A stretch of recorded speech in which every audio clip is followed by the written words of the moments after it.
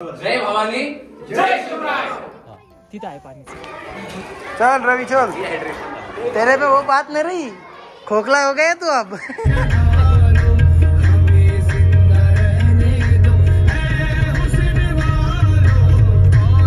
जय शिवराय मित्रांनो आज आपण आलो आहे छत्रपती संभाजीनगर जिल्ह्यातील देवगिरी किल्ल्यावरती।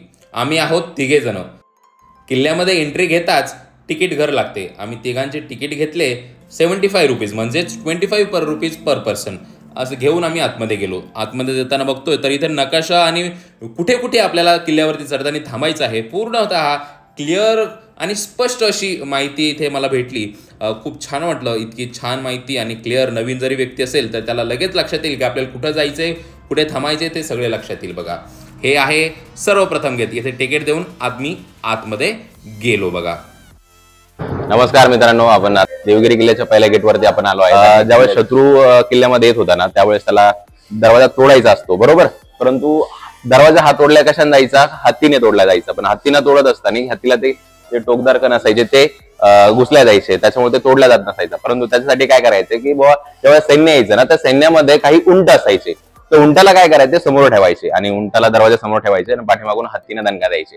त्यावेळेस तो दरवाजा तोडायला मदत व्हायची। तिला वाचवण्यासाठी उंटाला समोर ठेवल्या जायचं आणि दरवाजा तोडला जायचा।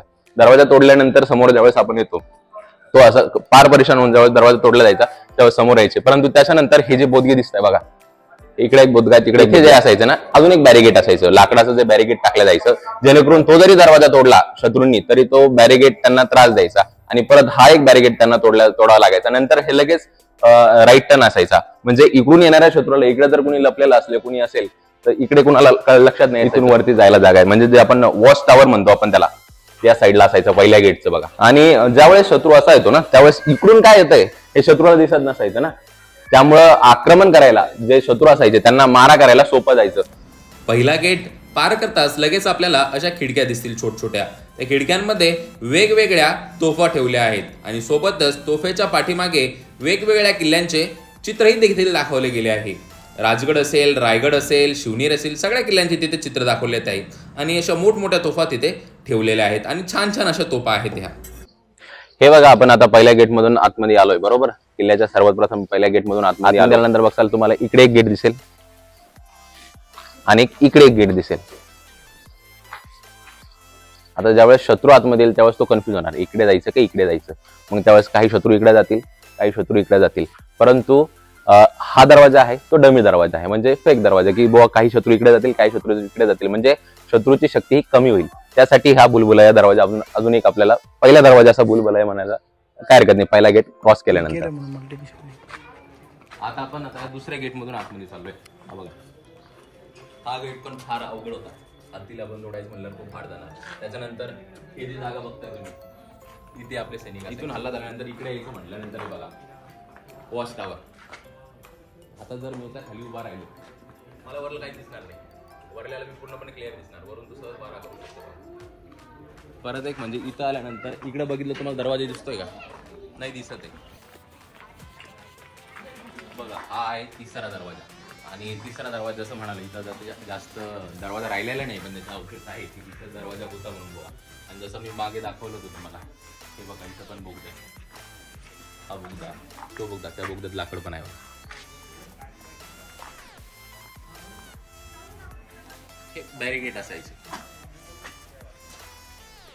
आणि वरती सैनिकांना थांबायला बघा किती प्रशस्त जागा आहे, वरून सहज अटॅक। नमस्कार मित्रांनो, जसं बाकीची माहिती जी आहे रवीने दिली आहे, जे एंट्रन्स होते, बाकीचे जे गेट होते ते दाखवले रवीने। त्याच्या पुढे आपण थोडंसं पुढे आल्यानंतर गेट पार केल्यानंतरच लेफ्ट साईडला एक कुंड लागतील, कुंड म्हणू किंवा बावडी म्हणू किंवा वीर म्हणू। आता ही जर बघितली सरस्वती बावडी म्हणून, तर ही जर बघितली तर 30 मीटर ही रुंदी आहे, 30 मीटर अशी हे लांबी आहे। त्याच्यानंतर खाली जर बघितलं तर 12 मीटर खोली आहे। तर पूर्ण जर बघितलं ना, आकार बघितलं तर फार सुंदर आकार बनवलेला आहे याचा। 4 मुख्य आकार आहे सरस्वती याचा बावडीचा। तर ही जी आहेत ना इथे सैन्य असायची, ते सैन्य इथे स्थलांतर असल्यानंतर आपल्या जे त्यांच्या पाण्याची सुविधा इथे प्राप्त व्हायची, पूर्ण पाणी वगैरे जे आहेत ना इथंच भेटायचं. आणि जर बाकीचं बघितलं तर पूर्ण गार्डनिंग वगैरे असायचं, झाडं वगैरे असायचे. तर पूर्ण पाणी आता सध्याला इथूनच घेतलं जातं आहे. जे पण पाणी आता गार्डनिंगसाठी सगळं पाणी येतं. तुम्ही तर बघू शकता पाईप वगैरे समोर पाईप दिलेलं आहे. पूर्ण जे पाणी आहे गार्डनला सगळं इथूनच आणि अजून एक म्हणजे या शहरामध्ये 4 बावड्या आहेत, म्हणजे विहिरी 4 आहेत. त्याच्यापैकी 2 किल्ल्यावरती आहेत आणि 2 शहरात आहे. आणि ही जी विहीर होती याचा वापर फक्त जनसामान्य लोक करायचे. वरची विहीर ही राजवाड्यातल्या लोकांची असायची, पण याच विहिरीचा वापर जनसामान्य सैनिक असेल, गावात राहणारे लोक असतील, ते सगळे या विहिरीचा वापर करायचे बघा. ते तिथे सांगतो रवी मंदिरं वगैरे होते. तर सगळे मंदिरं वगैरे इथून पुढे असं चालत गेलं सगळं पूर्ण किल्ला दिसतो. देवगिरी किल्ला आहे. देवगिरी किल्ल्यापासून सरळ जे कल्याणला जाण्यासाठी एक मध्यभागी आपला शिवनेरी किल्ला. दोन्ही किल्ले जर बघितले सर्वात प्रथम यादव डायनेस्टी यांनीच बांधलेले आहेत. दोन्ही किल्ले यादव डायनेस्टीनेच केलेले आहेत. आणि त्याच्यानंतर बाकीचे जे आहेत ना किल्ले बाकी हडप केलेले किंवा मग लुटलेले, त्यानंतर आपण कूटनीतीने जिंकलेले असे किल्ले आहेत. तर चला आपण आता जसं इथे बघतोय किती सुंदर ठेवलेलं आहे सगळं गड वगैरे, पूर्ण क्लिनिंग वगैरे, स्वच्छता वगैरे जे आहेत ना पूर्ण बघताय तुम्ही. आणि गार्डन वगैरे प्रॉपर मेंटेन ठेवलं आहे. तर हे मेंटेन ठेवण्याचं कारण असं आहे की इथे जे आहेत ना गव्हर्नमेंटनी जे आहेत ना इथे सगळं हस्तक्षेप केलेला आहे.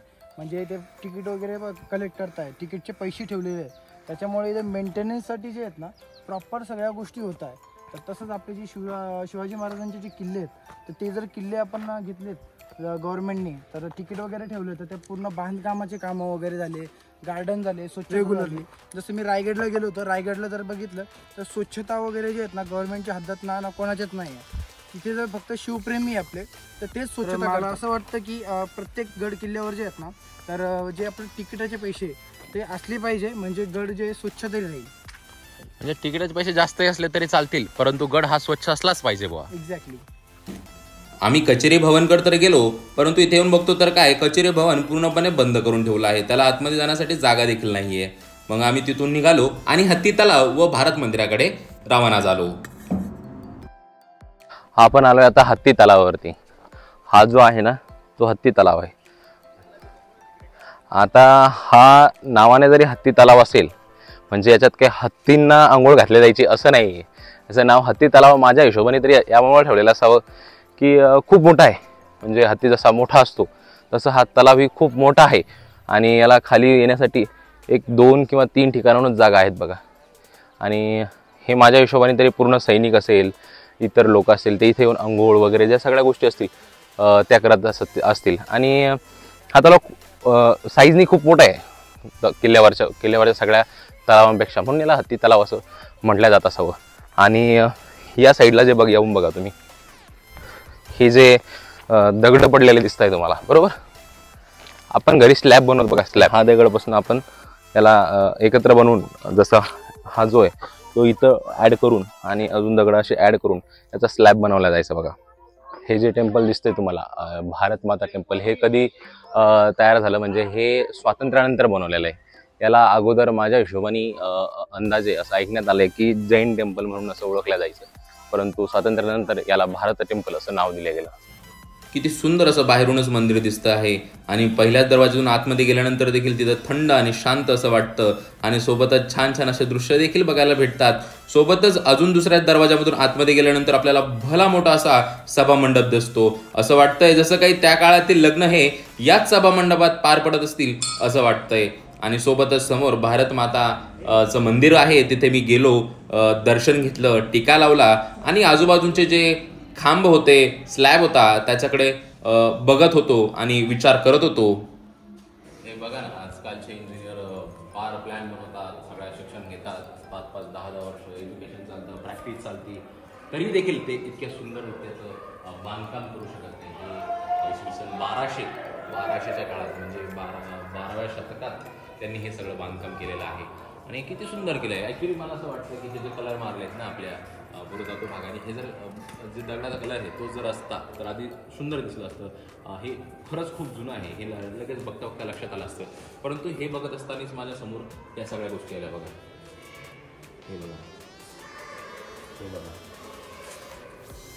आणि काही प्रेम तुमचं संपन्न होतं असं नाही आहे. आमचे किल्ले खराब होते. आणि जर स्वतःच्या इतिहासाची जर स्वतःलाच काळजी नसेल तर बाहेरच्या देशांना त्याची काळजी काय असणार आहे. ते जेव्हा येतात त्यावेळेस ते बघत असते, वा काय सुंदर भारत आहे, किती सुंदर हिंदुस्थान आहे. माझी एवढीच इच्छा असेल, रिक्वेस्ट असेल, विनंती असेल की जर तुम्ही किल्ल्यावर येत आहे तर अशी घाण करू नका. कृपया ही अशी घाण करूच नका. आपण बघू शकतो हे दगडाचं कोरलेलं फार छान असं स्तंभ पूर्ण कॉर्नरला, इथून अशी पूर्ण लाईन पूर्ण.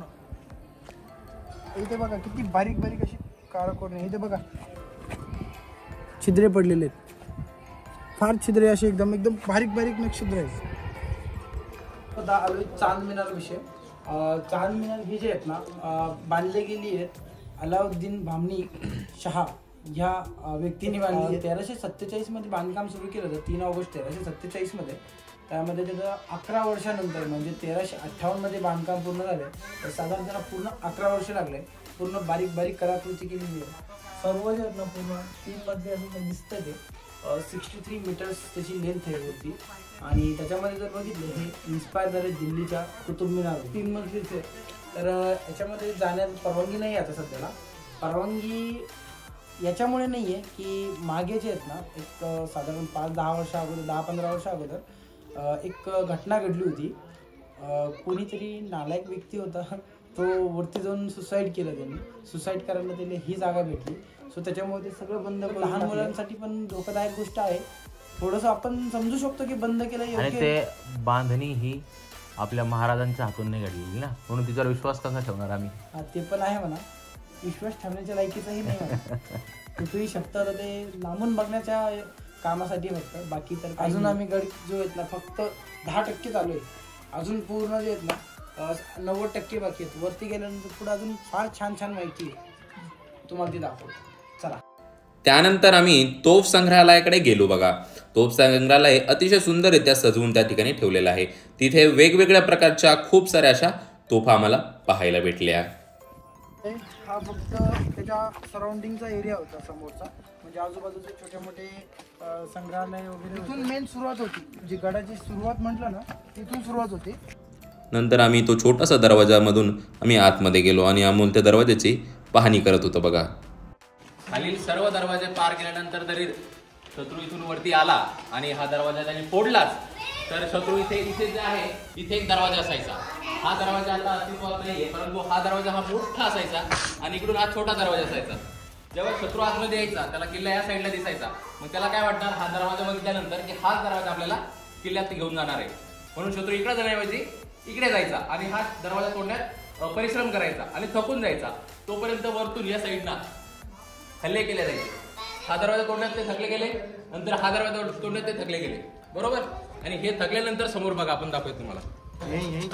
आता तो दरवाजा तोडला, हा दरवाजा तोडला, पूर्ण सैनिक थकल्यानंतर त्यांना काय लागणार, तहान लागणार. त्यावेळेस सैनिकांना पाणी पिण्यासाठी ते रांजण ठेवले जायचे. बघा, ते जे रांजण आहे, शत्रू ज्यावेळेस कळतात सैनिकांना आलेत, दरवाजा तोडले जायचे, त्यावेळेस ते रांजण काय करायचे, याच्यात या पाण्यामध्ये विष टाकायचे. बरोबर.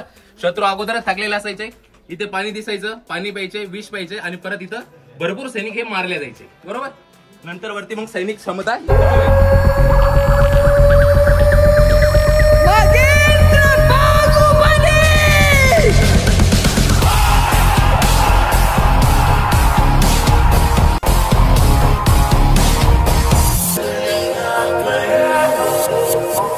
सर्व पर्यटक आम्हाला ऐकत होते, आम्हाला बोलत होते, आम्हाला विचारत होते. त्यामुळे अशीच काहीतरी आमच्या मनात फिलिंग जागली झाली ती. बघा, तो एक दरवाजा, खालचे दरवाजे पूर्ण आणले आपण. जसं मी सांगितलं होतं, किल्ल्याला पूर्ण किती दरवाजे आहेत, 52 दरवाजे आहेत. त्याच्यापैकी मेन दरवाजे किती, 7 दरवाजे आहेत. बरोबर.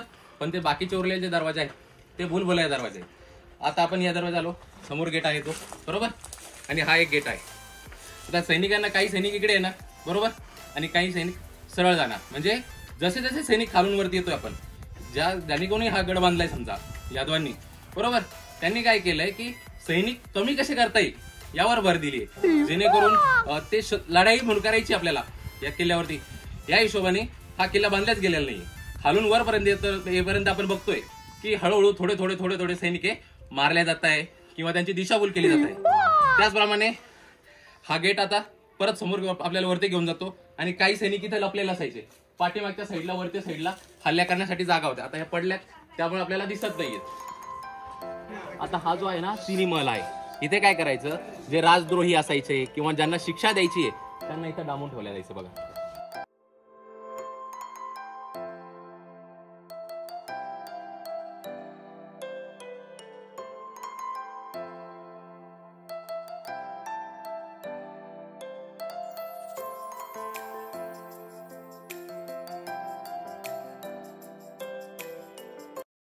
आता आपण आलोय तर मेंढी तोप येते.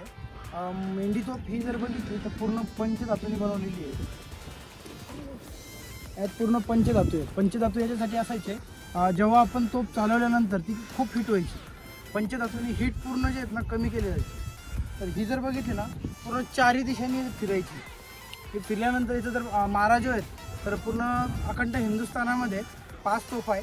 5व्या नंबरला ही तोफ येते, सगळ्यात मोठी तोफ आहे. याच्यानंतर अजून महाराष्ट्रात जर बघितलं तर एक सिंधुदुर्गला आहे आणि एक तुम्ही जर पिक्चर बघितला असेल सिंहगडचा, गड आला पण सिंह गेला असं त्याच्यामध्ये एक नागिन तोप होती. ती तेव्हाच तोडली आहे, राजगडावर हल्ला करण्यासाठी होती तेव्हाच तोडलेली आहे. तर या 3 महाराष्ट्रामध्ये मोठ्या तोप होतात. त्याच्या व्यतिरिक्त बाकीच्या जे आहेत राजस्थान आणि गुजरातला या साईडला आहेत.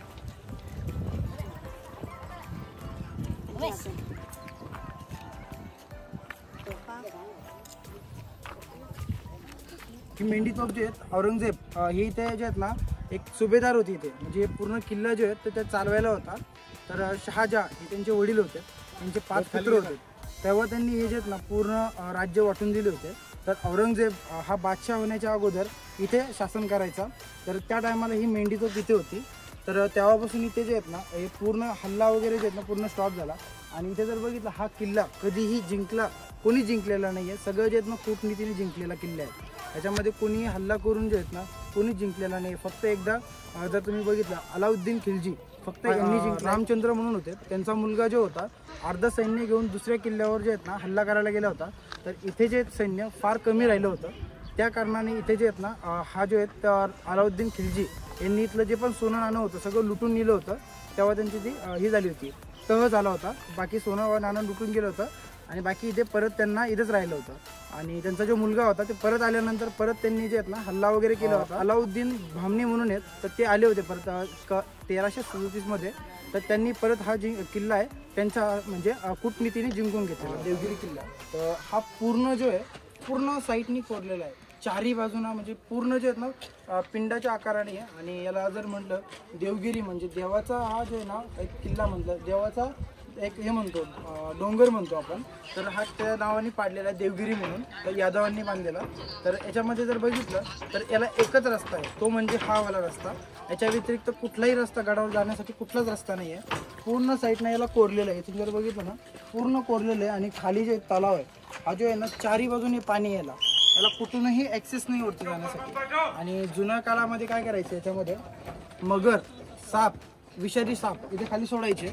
आणि सैन्य आले तर सैन्य आल्यानंतर जे आहेत ना इथे जो पूल आहे हा पूल जे आहेत ना याच्यामधून फक्त 2च जण वरती जाऊ शकतात. 1 किंवा 2 सैन्य वरती जाऊ शकतात.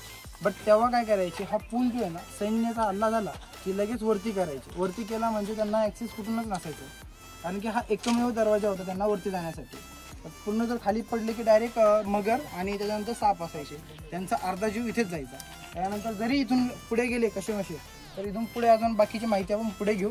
फार छान माहिती अजून, चला पुढे. फार खोल दरी आहे बरं काही. आणि याच्यात जर पडलं की वरती यायचा विषयच नाहीये. किती डोकं लावून बनवले असणार त्यावेळेस. खरंच विचार करण्यासारखी गोष्ट आहे बघा ही. आता इथे जर बघितलं तर हे पूर्ण अंधेरी मार्ग म्हणून आहे. अंधेरी मार्ग म्हणजे पूर्ण वरती जर बघितलं हा डोंगर आहे. डोंगरमधून कोरलेला रस्ता आहे. तर रस्ता बी कोरलेला काय आहे कारण की इथून जरी सैन्य आले अंधारात त्यांना असं उजाडातून डायरेक्ट अंधारात गेलं की पूर्ण आंधळे व्हायचे. ते त्यांना काही दिसायचं नाही. इकडे तिकडे पळायचे, लागायचं, दगड वगैरे असायचे. भुयार असल्यामुळे तिथून वरतून फक्त नॉर्मल प्रकाश असायचा. त्या प्रकाशामधूनही गरम उकळतं तेल त्यांच्या अंगावर टाकायचं. म्हणजे त्याच्यामुळे जे आहेत ना सैन्य अर्धा तिथं अजून कमी. त्याच्यामुळे हा अजिंक्य किल्ला आहे. नंतर आम्ही छोट्याशा दरवाजातून भुयार मार्गाकडे प्रस्थान केले बघा. आता भुयारी मार्गात घुसल्यानंतर आता नवीन प्रकारच्या काही नवीन वाटा एक वाट केली आहे त्यांनी वरती, परंतु आम्ही भुयारी मार्गानेच गेलो बघा, कारण की त्याच्यातच सर्व मजा येत असते. आणि बघा ना किती अंधार आहे.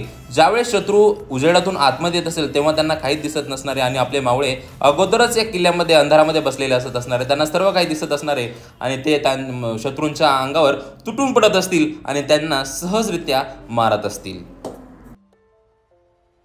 आता जरी आपण जर बघितलं आता सध्याला जरी लाईट लावलेले आहेत, अगोदर इथं लाईट वगैरे काहीच नसायचे, तर पूर्ण अंधार असायचा. आता जसं आपण बाहेरून आल्यानंतर आता पूर्ण ऊन असायचं. ऊन असल्यानंतर काय व्हायचं की आपले जे डोळ्याला पूर्ण सवय त्याची व्हायची. एकदमच अंधारात गेलो की अंधार आहे. आता जरी तो मध्ये घुसल्यानंतर इथं लाईट आहे म्हणून आपल्याला अंधार येत नाही, म्हणून स्पष्ट दिसते मध्ये काय.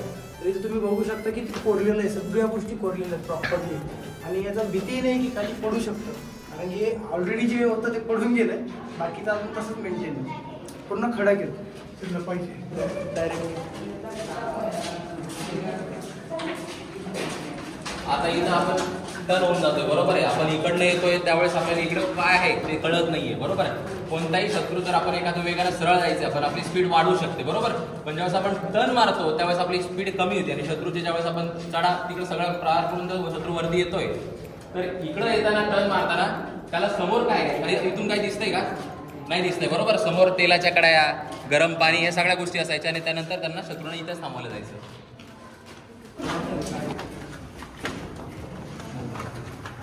पहिले जाळी दिलेली आहेत खाली प्रकाश पडण्यासाठी, आणि त्याच्या व्यतिरिक्त इथे सैन्य असायचे.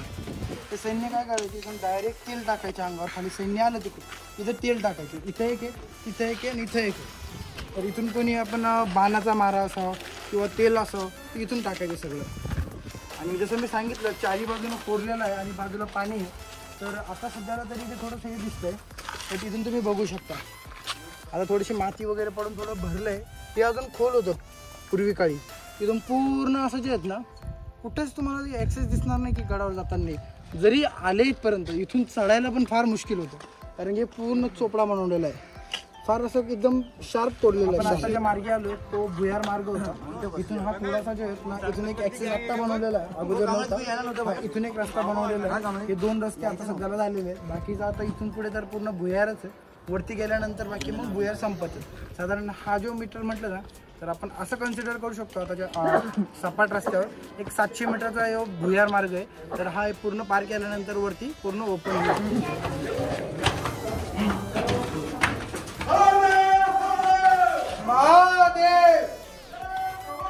जय शिवाजी, जय शिवाजी, जय भवानी. आताच आपल्यामध्ये एका जणांनी घोषणा दिल्या, बरोबर. जय भवानी, जय शिवाजी म्हणाले, बरोबर. आपले शिवाजी महाराज हे आपल्यासाठी देवास्वरूप आहे, बरोबर. त्यांना त्याच्यासाठी शिवाजी न म्हणता शिवराय म्हणायचे. कधी घोषणा देताना जय भवानी, जय शिवराय असं म्हणायचं. जय भवानी, जय शिवराय. आता आपण हे सगळं पार करून इथे वरती आलोय. समोर खाली बघू शकता तो आपण हे पार केलं होतं पूल नंतर आता इथून भुयार चालू झाली. त्या मुलं येतात तिथून, हे बघा इथे मुलं येतात, इथून भुयार चालू झाली.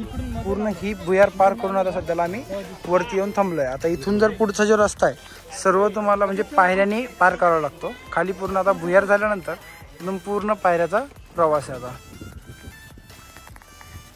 आता भुयार मार्ग थोडासा पार केल्यानंतर थोडं पुढे आलो की लगेच आपल्याला सिद्धिविनायक गणपतीचं मंदिर लागतं.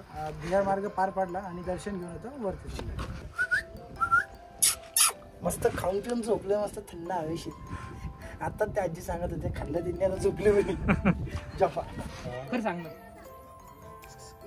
तिथं आहे पाणीचा, मी देतो. मला माहितीच आहे. चल ना मग आता नॉनस्टॉप चल. चल रवी चल. काय झालं? काही पण सांगतो. अब तेरे में वो बात नहीं रही, खोखला हो गया तू अब. तेरे में वो बात नहीं रही, अब खोखला हो गया तू अब. चल चल चल. हे जे ठिकाण आहे याला बारादरी असं नाव दिले आहे. इथे छान अशी थंड हवा लागते बघा. इथेच मी बसलो होतो, कारण मी खूप थकलो होतो. ॲक्च्युली सवय राहिली नाही आता जास्त किल्ल्यांवरती चढायची, त्यामुळे थोडं जास्तच थकलो होतो. परंतु अमोल आणि रुपेशनी मला खूप प्रेरित करू वरती घेऊन गेले बघा. त्यांनी मला कशी प्रेरणा दिली तुम्हाला एका व्हिडिओमधून एक्झाम्पल सांगतो बघा. आंधी रोके तो हम तूफान, तूफान रोके तो हम आग का दरिया. हर हर महादेव, हर हर महादेव. अशा प्रकारे माझ्यामध्ये एनर्जी भरली बघा आणि मी पुढे निघालो. काही प्लॅन वगैरे नसतो, असंच असतं. याला म्हणतात अनप्लॅन ट्रिप. असा पाहिजे फक्त. चढलो ना, चढायला महत्वाचं. किती जरी थकलो तरी चढलो. वा, किती थकला तरी पण मेहनत घेतलीच त्यांनी, शेवटी आलाच वरती. एवढं अनप्लॅन केलं आहे रवीला, थकवत आणि बसवत आणलंय. तर मला असं वाटतं की आम्ही एवढी मेहनत घेतोय, त्या एक रवीसाठी आज एक थोडंसं सबस्क्रायबर ज्यांनी पण बघताय तर थोडी का होईना, तर एक दोन सबस्क्रायबर जरी वाढले तर आम्हाला प्रोत्साहन भेटेल. सो मला असं वाटतं की तुम्ही थोडं सबस्क्राईब करून लाईक, फॉलो किंवा शेअर जरी केलं तर कोणी, तुम्ही नाही तर दुसरं तरी बघतं आणि कोणीतरी फॉलो तरी करेल. तर मला असं वाटतं की तुम्ही सबस्क्राईब करा आमच्या चॅनलला. रवीच्या मेहनतीला वाया नका जाऊ देऊ. तर चला. काळा पहाड तोफ. ही पण मोठी तोफ आहे. पलीकडे जर बघितली आपण तर मेंढी तोफ होती. मेंढी तोफ तिकडचं पूर्ण जो आहे तर 180 डिग्री पूर्ण ते कवर करायचे. आता तिकडनं कवर झालं आहे, पण बॅक साईडनी कसं कवर करायचे, तर बॅक साईडनी कवर करण्यासाठी ही काला पहाड तोफ ही इथून पूर्ण कवर करते. इकडनं सगळ्यात जास्त हल्ले इकडनं व्हायचे, कारण की ह्या साईडनं इकडनं दिल्ली, त्यानंतर इकडनं मुंबई, ह्या साईडनं आणि इकडच्या साईडला निजाम असायचे. तर इकडनं मोगल, इकडनं निजाम, दोन्ही साईडनी मध्ये यादवांचा नंतर पूर्ण डायनॅस्टीज. जिजाऊंचा जो जन्म झाला होता तर जे सिंदखेड राजा म्हणून आहेत, तर त्यांचे जे आहेत ना वडील, त्यांचे बंधू सगळे इथे काम करत असायचे. तर काम करताना इथे त्यांना मागे एकदा दगा फटकावून त्यांना सर्वांना मृत्यू त्यांचं मारले गेले आहेत.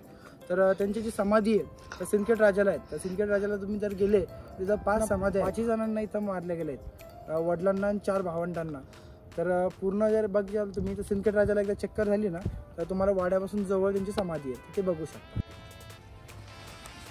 ही दुर्गतोफ ही सगळ्यात उंचीला, म्हणजे आपला जे देवगिरी किल्ला आहे, देवगिरी किल्ल्याच्या सगळ्यात उंचीवर स्थापन केलेली आहे. तर खाली बघितलं तर खाली जवळपास पूर्ण मारा ते मेंढी तोफ ही सहन करायची, म्हणजे पूर्ण कवर करायची. त्याच्यानंतर हा बॅक साईडला जर बघितलं आपण तर काला पत्थर तोफ ही बॅक साईड कवर करायची. आणि ही जी तोफ होते तर आजूबाजूला बघू शकता तुम्ही पूर्ण डोंगर आहे.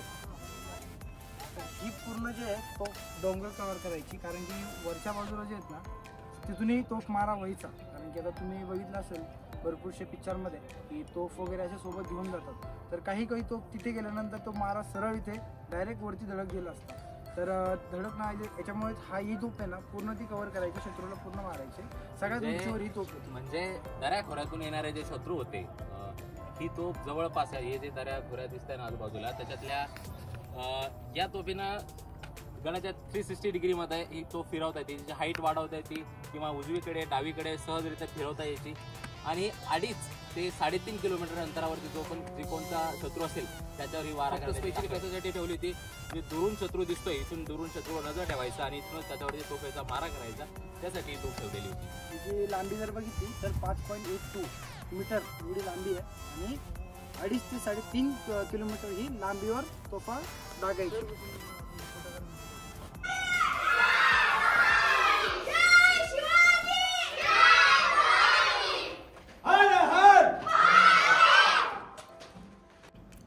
वरती थोडा वेळ शांत बसून आम्ही गड उतरायला सुरुवात केली आणि खाली उतरत असताना आम्हाला वेगवेगळ्या सहलींचं देखील भेटल्या बघा. सोबतच खाली गेल्यानंतर आम्हाला हेमाडपती मंदिरात जायचंच होतं आणि ते दिसताच मी आतमध्ये घुसलो बघा.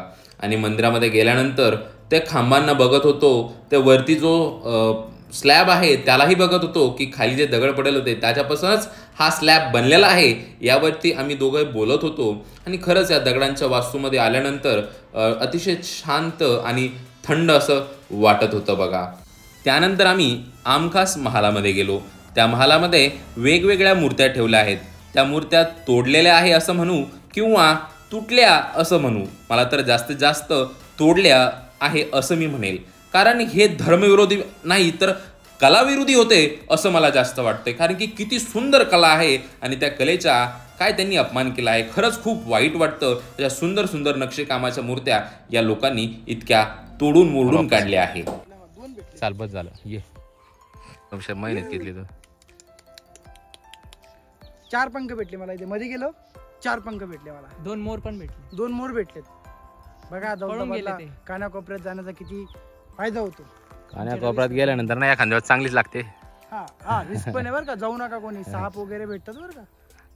त्यानंतर आम्ही थोड्याशा बाजूच्या एरियात गेलो आणि तिथे काहीतरी वेगळे वास्तुकाम वगैरे भेटले. तिथं बघितलं आम्ही आणि मुलाला अजून वेगवेगळ्या ठिकाणी जाण्याची इच्छा होती आणि तो गेलाच बघा वरच्या साईडला आणि मला बोलवलं त्यांनी. मी म्हटलं आता बघ माझा वेळ वाया नाही गेला पाहिजे, कारण की मी खूप बोर झालेलो होतो आणि थकलेलो होतो. इतके वरती जाऊन काहीतरी भेटलं पाहिजे. आणि वरती गेल्यानंतर बघतो तर काय तर कुणाची तरी इथे खबर होती आणि बस तेवढं एक गोष्ट होती आणि आम्ही ते बघून लगेच परती निघालो बघा. एकदा डान्स गाणं एकदा डान्स कर. एकदा डान्स कर. एकदा गाणं लावतो का? एकदा गाणं लावू का? डीजे वाल्याला नीट बस.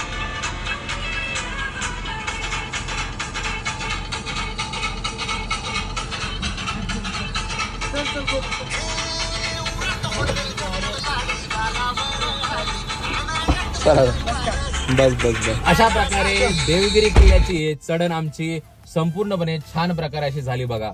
आणि आम्ही खाली उतरून मस्तपैकी लिंबू पाणी वगैरे पिलं. तिथं थोडंसं खराब होतं मान्य मला, परंतु जे एनर्जी संपलेली होती ती लिंबू पाणी लवकर तयार रिफ्रेश होतं माणूस पटकन दिशे, म्हणून लिंबू पाणी घेतलं आणि गाडीत बसलो आणि एसी चालू करून फक्तपैकी शांतपणे थंड वेळेत बसलो थोडं 5 मिनिटं आणि लगेच तिथून देवगिरीला शेवटचा नमस्कार करून आणि निघालो तिथून. आणि निघताना इकडे आलो. आता जेवायची वगैरे सोय बघायची, जेवण वगैरे करून मस्त शांतपणे घरी जायचंय. मला कमाल वाटते आपल्या मावळ्यांची की ते इतका मोठा देवगिरी किल्ला, म्हणजे तो त्याच्यापेक्षाही मोठमोठे किल्ले आहेत, पण या उन्हातान्हात पण ते कसे चढत असतील, त्यांनी किती कष्ट घेऊन ते सर्व काम केले असतील. खरंच प्रशंसनीय आहे की बुवा आपले मावळे किती प्रखर कणखर होते आणि त्याचमुळे आपण आपले छत्रपती शिवाजी महाराज एवढं मोठं स्वराज्य निर्माण करू शकले. आणि मी त्या मावळ्यांना आणि छत्रपती शिवाजी महाराजांना मानाचा मुजरा करतो आणि या व्हिडिओला इथेच विश्राम देतो आणि लवकरात लवकर तुम्हाला अजून नवीन नवीन व्हिडिओ गड किल्ले आणि वेगवेगळे ठिकाण आम्ही दाखवू अशी आश्वासन देतो. नक्कीच महिन्याला 2 व्हिडिओ तरी आम्ही किमान टाकू. आणि ऍक्च्युली व्हिडिओ हा बनवला जातो, परंतु एडिटिंगला खूप जास्त वेळ चालला जातो, त्यामुळे थोडासा व्हिडिओ लेट होत असतो, त्यासाठी क्षमस्व. आणि हा सर्वात महत्वाची गोष्ट म्हणजे सबस्क्राईब हे केलेच पाहिजे, तेव्हाच आम्हालाही प्रोत्साहन भेटेल आणि वेगवेगळ्या गड किल्ल्यावर चढताना मनाला ते भासेल की हा मी खूप जास्तीत जास्त लोकांपर्यंत महाराजांचा आपला इतिहास पोहोचतो आहे. आणि त्याच्या सोबतच आम्ही वेगवेगळे समाजकार्य करू गडकिल्ल्यांवरती जाऊन, हे आश्वासन मी तुम्हाला देतो. तुमच्याकडनं फक्त एवढंच मागणं मागतो की आम्हाला सबस्क्राईब करा, लाईक करा आणि वेगवेगळ्या लोकांना आपल्या शेअर करा. आपला इतिहास हा जगभरात पोहोचला पाहिजे, हेच मी आशा करतो सर्वांकडनं. धन्यवाद. त्यांनी फार मेहनत घेतली आहे, थकत वरती गेलाय. तर मला वाटतं आम्ही मेहनत घेतोय तर थोडेसे तुम्ही सबस्क्राईब करा, म्हणजे आम्हाला पुढे चालून म्हणजे अजून जास्त चांगले व्हिडिओ बनवता येईल. तर व्हिडिओ बघितल्याबद्दल धन्यवाद. असेच तुम्ही अजून लाईक आणि सबस्क्राईब आणि शेअर होईल तितकं करा, म्हणजे आम्हाला तेवढं प्रोत्साहन भेटेल. ठीक आहे. थँक्यू. धन्यवाद. जय शिवराय. जय शिवराय.